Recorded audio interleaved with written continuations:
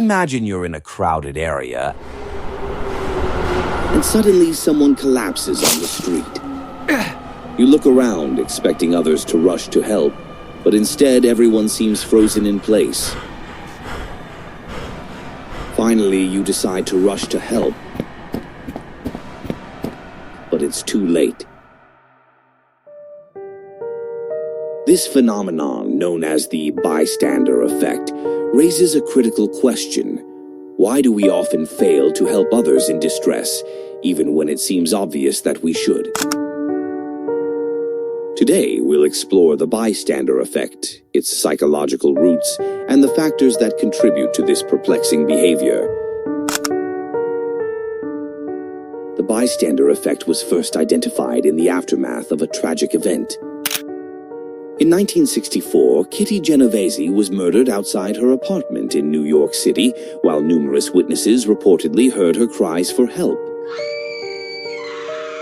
Despite the noise, no one intervened. This incident prompted social psychologists John Darley and Bib Latane to investigate why people often fail to take action in emergencies. Their research revealed two key concepts that explain the bystander effect: diffusion of responsibility and social influence. Diffusion of responsibility occurs when individuals in a group feel less compelled to act because they assume someone else will step in. The more bystanders present, the less personal responsibility each individual feels. It's a classic case of someone else will do it. For example, in a study where participants were asked to help someone in distress,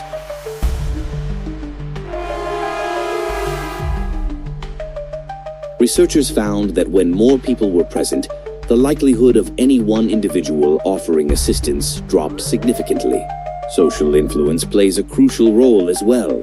In uncertain situations, people look to others for cues on how to behave. If no one else is reacting, individuals may interpret the lack of action as a signal that help isn't needed. This often leads to a tragic silence when, in fact, someone should intervene. To illustrate this, let's consider an experiment conducted by Darley and Latane, in which participants were placed in a room and exposed to smoke billowing in through a vent. When alone, 75% of participants reported the smoke to the authorities. However, when in a group, only 38% took action. This stark difference highlights how the presence of others can inhibit individual responses. But the bystander effect isn't limited to emergencies involving violence or immediate danger.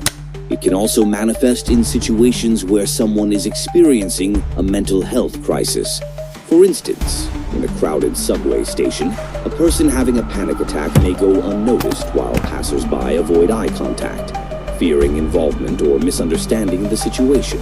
Research has shown that individuals witnessing emotional distress may feel uncertain about how to respond, leading to inaction. The ambiguity of these situations can paralyze potential helpers. Consider another example from the realm of social psychology. The Good Samaritan study conducted by Darley and Batson in the 1970s. In this experiment, seminary students were asked to prepare a talk on helping behavior and then walk to another building to deliver it.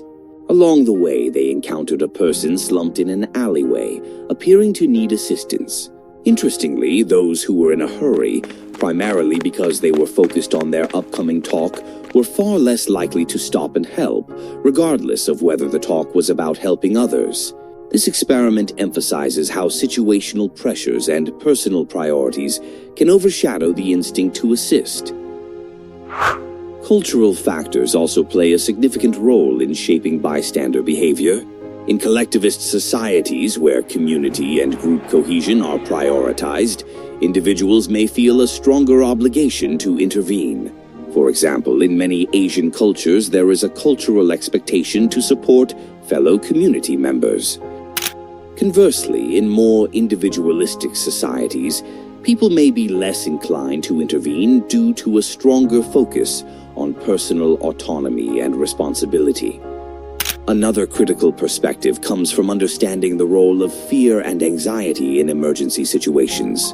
When people witness an emergency, they may fear making the situation worse or misjudging what's happening.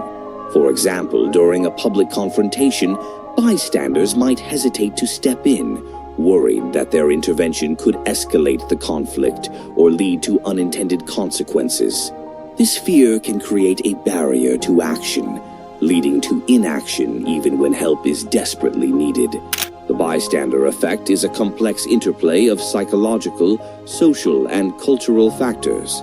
As we reflect on this phenomenon, it's essential to recognize that while it's a common human response, understanding the mechanisms behind it can foster greater empathy and awareness.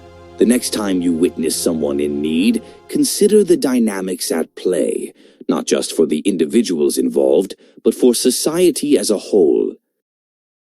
Thank you for joining me today. If you enjoyed the video, please like and subscribe. And have a very good day.